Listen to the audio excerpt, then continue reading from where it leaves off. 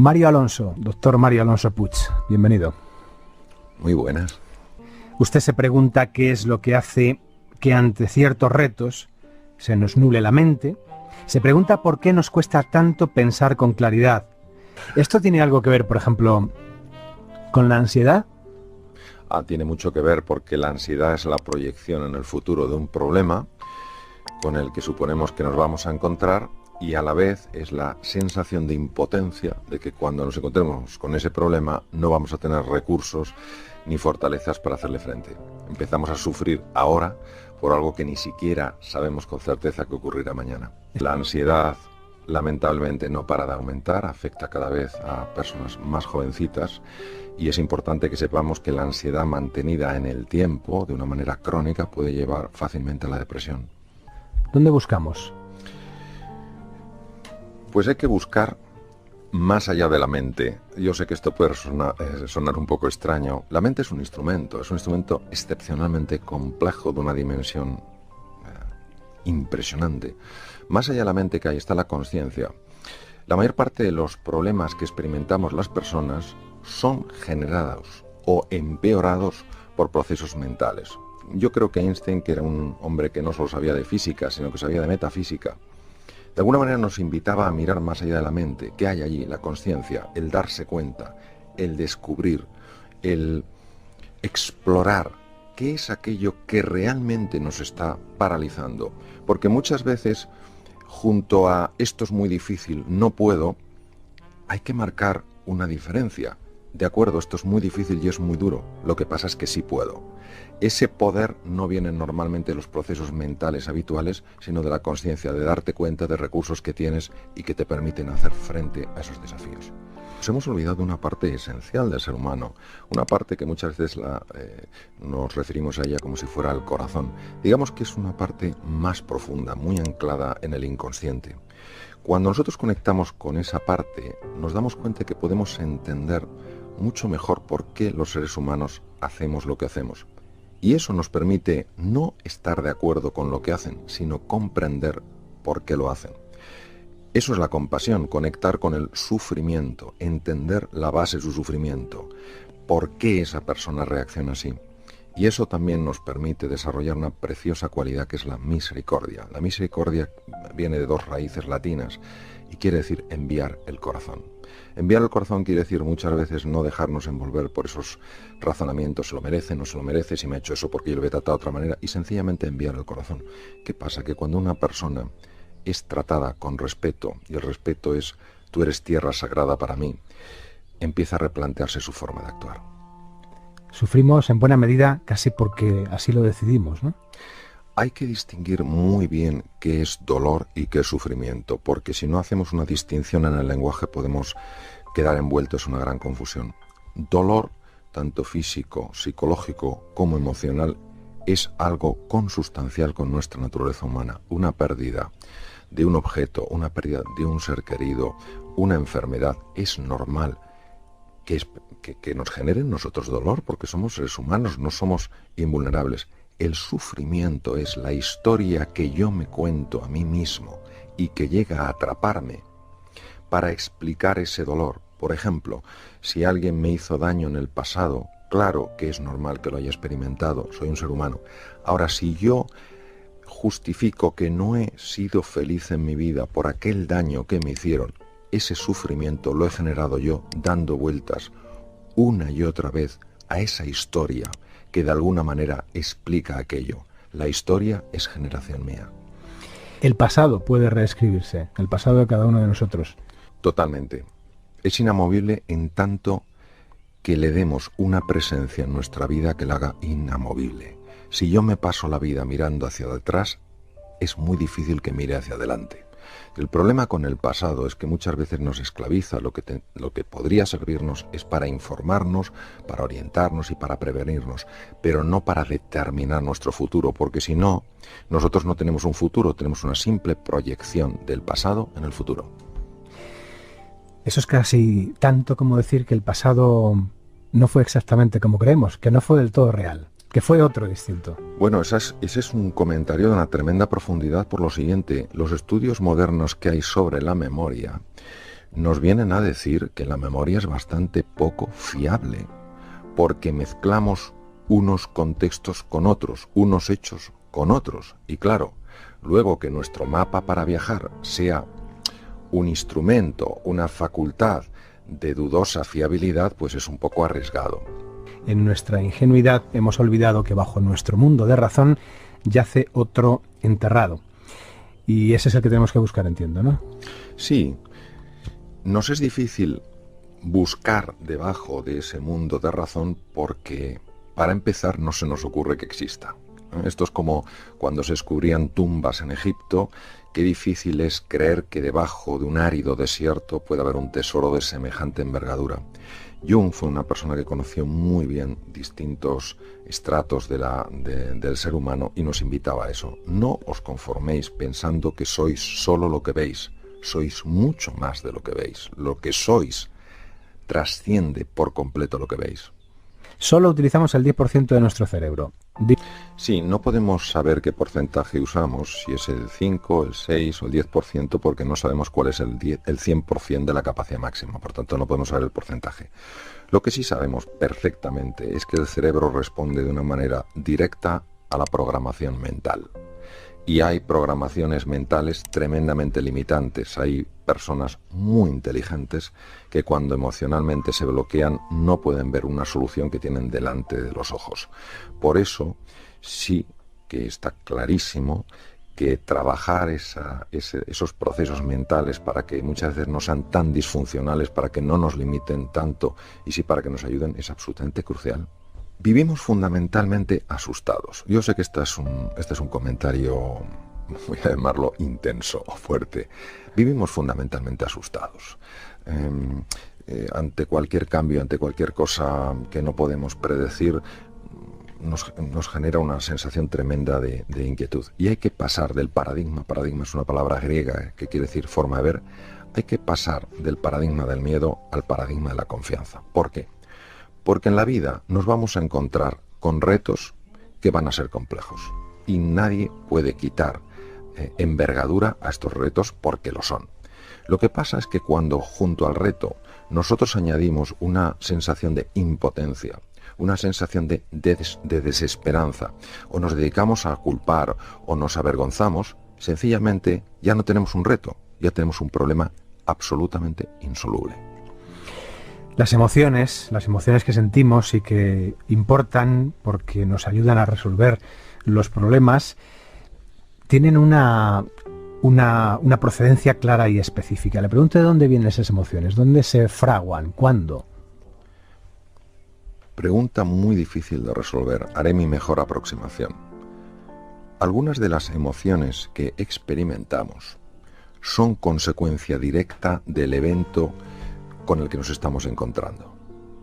Por ejemplo, si yo estoy haciendo una excursión, vamos a decir en África, y de repente me encuentro de frente con un león, la emoción que se pone en marcha es la natural, la lógica con el evento, con el hecho, que en este caso sería obviamente el miedo.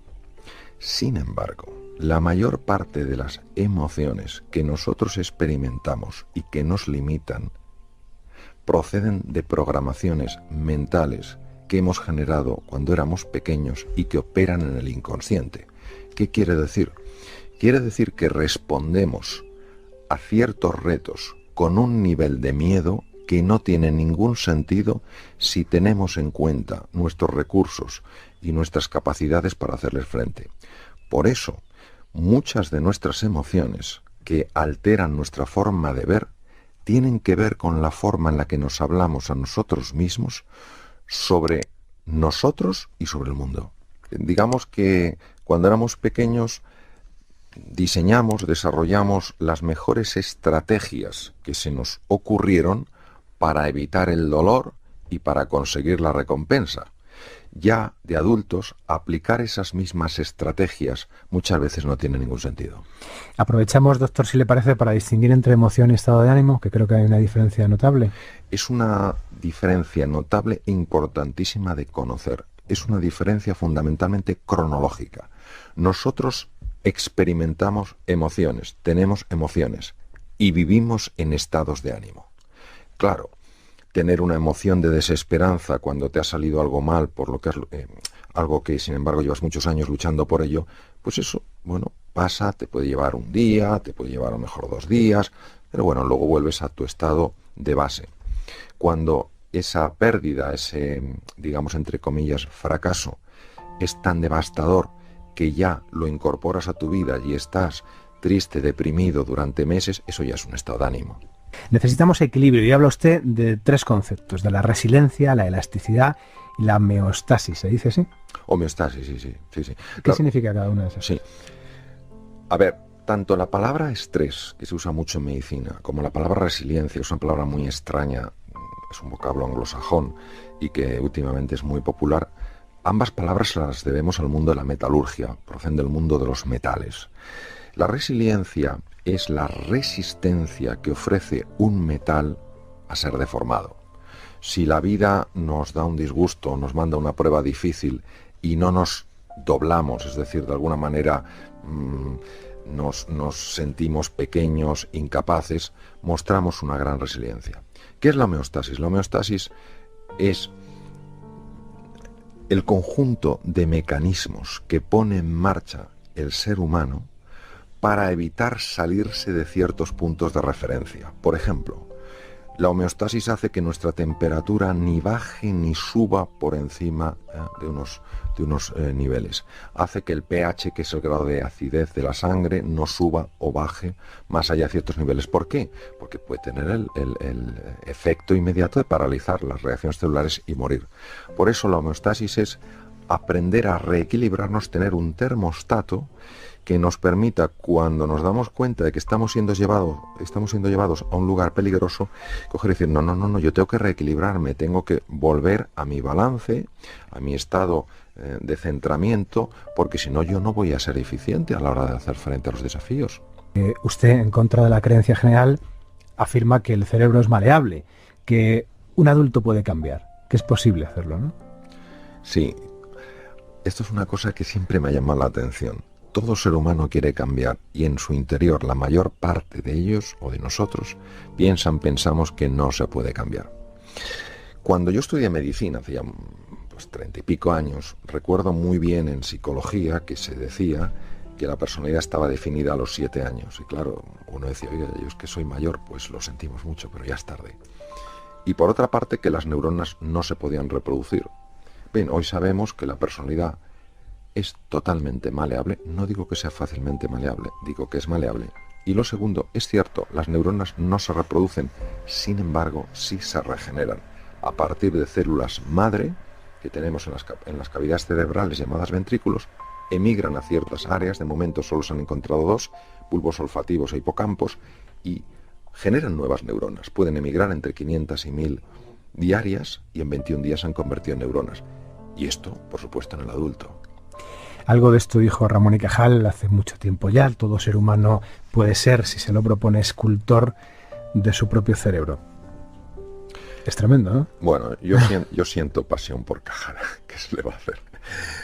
Porque es un hombre de tal talla que alguien que ganó el Premio Nobel de Medicina y Fisiología en 1906, cuando era imposible que lo ganara un español, estamos a tanta distancia científicamente a los alemanes, que es lo que ganaba, que eran los que lo ganaban siempre, que este hombre dijera que todo ser humano, si se lo propone, puede ser escultor de su propio cerebro, nos estaba diciendo que tenemos un poder extraordinario, que nos podemos reinventar, que nos podemos reconstruir, que no podemos decir, yo es que he nacido con poca capacidad, la vida no me va bien porque soy poco inteligente. No, si tú de verdad estás comprometido, si encuentras una palanca emocional de suficiente peso, naturalmente que te puedes reinventar.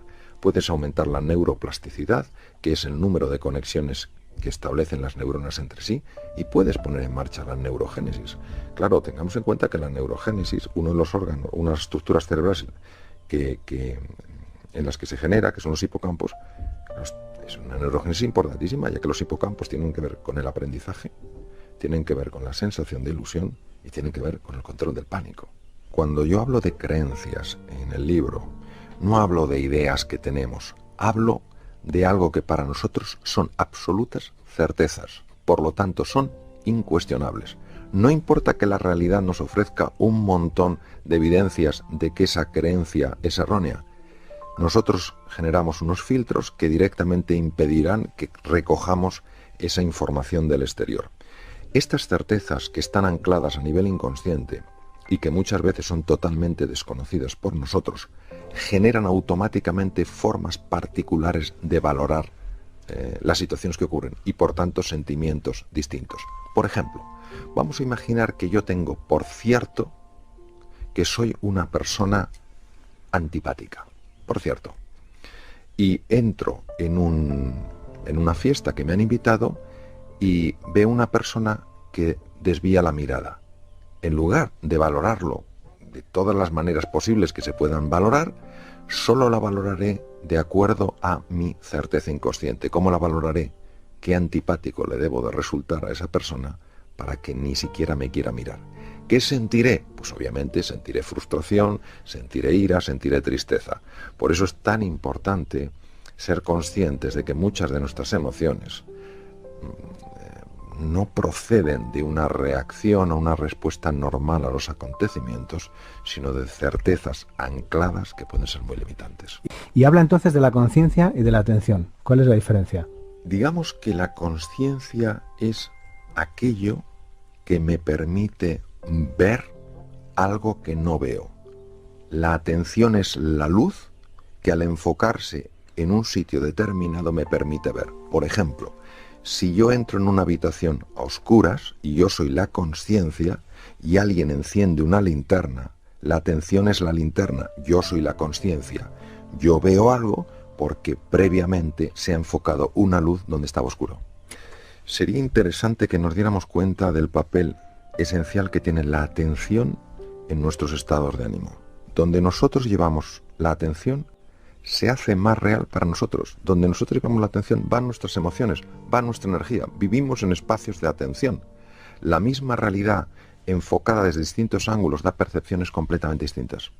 Y habla usted de aprender a perdonarse. Porque la ira es un veneno curioso. La tienes hacia una persona pensando que le va a hacer daño a ella y a quien te mata es a ti. Primero por una razón de profilaxis o de higiene. Hay una serie de emociones, como el resentimiento, como la ira, como la frustración, que cuando se transforman en estados de ánimo cambian con gran profundidad el estado hormonal del cuerpo y se ponen en marcha una serie de hormonas que generan mucho daño e incluso ya hay evidencia de que afectan a nivel genético. Entonces, primero por una razón de pura higiene, es decir, ese tipo de emociones son tóxicas. Pero cuanto más vueltas le dé a lo que ha pasado, más voy a quedar enmarañado en todo este discurso limitante de razones y justificaciones y no voy a alterar las emociones. Por eso, este perdonar para mí es esencial, ya que te devuelve de alguna manera el equilibrio. Y no solamente perdonar a los demás, sino perdonarse a uno mismo por los errores que ha cometido. Me gustaría señalar muy claramente que perdonar no es estar de acuerdo con lo que esas personas hicieron, es entender que desde el nivel de ceguera que tenían, es lo único que se les ocurrió hacer. Déjeme volver sobre sus palabras, de algún modo es un ejemplo. Dice usted que tras los gritos, los portazos, las discusiones, las palabras pronunciadas que nunca debimos o quisimos pronunciar, después de todo eso aparecen los sentimientos de desesperanza, la ira y incluso, como decíamos, contra nosotros mismos, ¿no? Dice usted que la voz de nuestra conciencia golpea una y otra vez y dice que torpemente lo toleramos, convencidos de que solo el autocastigo nos llevará a cambiar. Bueno, esto es lo que nos han enseñado también, ¿no? Claro. ¿Cómo no escuchar la voz de la conciencia, no? A ver, es que hay dos tipos de conciencia. Yo en el libro cuando hablo de la conciencia hablo de esa luz que nos permite ver más allá de nuestra oscuridad. Ahora, cuando nosotros en el hablar cotidiano hablamos de la conciencia, muchas veces estamos hablando de una cosa completamente distinta. Creo que hay cosas que tenemos que aprender y creo que hay muchas cosas que tenemos que desaprender. Y pienso que cuando el castigo es la única arma que tenemos, el efecto es bastante escaso. Cuando nuestro objetivo es la reeducación, entonces podemos conseguir mucho más efecto. Todo lo que sea generar sensación de culpa y sensación de vergüenza es muy limitante. Tú puedes sentirte triste por algo y como consecuencia esa tristeza elegir cambiarlo. Si te sientes culpable, lo único que te pide el cuerpo muchas veces es aislarte para que nadie te vea. Bueno, curiosamente, claro, pasan los años y, como decíamos, ante situaciones similares la respuesta será siempre idéntica, el protocolo se repetirá. Y le pregunto por qué sigue todo igual. Voy a intentar explicarlo de la forma más visual posible. Vamos a imaginarnos que tenemos dentro de la cabeza un disco. Y ese disco tiene las características de una voz. Y nosotros prestamos atención a esa voz como si fuera lo único que existiera. El problema que tiene el ser humano es que cree que es ese disco y por eso no se le ocurre mirar más allá del disco. Y si el disco lo que te dice es: tú no puedes cambiar, eres demasiado mayor, no tienes formación suficiente, nadie te apoya, no vas a poder cambiar, pero no porque no puedas cambiar, sino porque tu atención está absolutamente enfocada en ese disco. El cuerpo refleja de una manera muy clara el inconsciente. Cuando una persona tiene una preocupación, incluso sin que ella sea consciente en un momento determinado de esa preocupación, se puede notar en el grado de tensión muscular, en cómo están funcionando sus vísceras, en la frecuencia cardíaca, incluso en cambios en el electrocardiograma y cambios en el electroencefalograma. Es decir, los procesos corporales están absolutamente anclados fundamentalmente con la manera en la que opera el inconsciente. Esto es un inconveniente y es una ventaja. El inconveniente es que todas esas emociones disfuncionales de las que hemos hablado antes, la desesperanza, la ira, la frustración, cuando se convierte en estados de ánimo, tiene una repercusión en el cuerpo.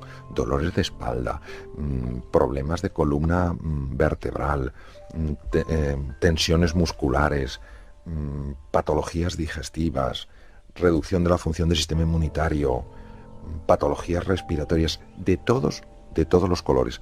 ¿Cuál es el lado positivo? El lado positivo es que si nosotros utilizamos el cuerpo fundamentalmente a través del ejercicio físico, tiene la capacidad de alterar muchos de estos programas mentales. Es decir, el cuerpo es un acceso muy rápido para reducir la ansiedad y para reducir la desesperanza. Por eso, desde la oportunidad que me ofrecen de hablar desde aquí, verdaderamente mando un mensaje de lo esencial que es ponerse en forma, hacer ejercicio, andar, salir de los estancamientos sedentarios en los que muchas veces nos metemos. ¿No es usted muy bondadoso cuando dice que en nuestro corazón no anida la maldad, ni tan siquiera la incapacidad, sino la más profunda de las cegueras? A ver, yo creo firmemente que la esencia del ser humano es fuente de amor, de creatividad, de sabiduría, de energía y de belleza. Lo creo firmemente. Y sé que junto a eso se ha pegado una costra, algo muy difícil de entender de dónde procede, que hace que se generen una serie de limitaciones en nosotros, cuya expresión más frecuente es la violencia, el miedo, el aislamiento. La última pregunta, porque no caben más, en torno a esas heridas del alma de las que hablábamos, todas ellas dejan un rastro en nuestra memoria. Hablábamos de que la memoria no almacena solo recuerdos de los hechos que ocurrieron, que la memoria almacena también sensaciones, emociones, experiencias, vivencias, que la memoria es algo muy complejo y que por eso el pasado no es algo rígido e inmutable. Me parece, todo un descubrimiento. Sí, me gustaría comentar que la herida, que muchas veces tanto nos duele, se ha convertido en la motivación para superarnos. Nos sirve de identidad, este pasado creado. En fin, y así vamos haciendo una vida que luego, tal vez, pasados los años, queremos reinventar. Mire, este reinventarse suyo Diría, si me permite, para finalizar, que se lee en una tarde, rápidamente. Otra cosa es el tiempo que la digestión lleva. Creo que reinventarse o reinventar la vida de nadie no es nada sencillo y que a veces duele. Otra cosa es que merezca la pena intentarlo, ¿no? Sí, y yo sugeriría no solo enfocarse en el objetivo, sino disfrutar del proceso. Entonces no duele tanto. No, entonces se ven las cosas desde un ángulo completamente diferente. Doctor, ha sido un placer. Hasta el próximo libro. Hasta el próximo, muchas gracias. Gracias.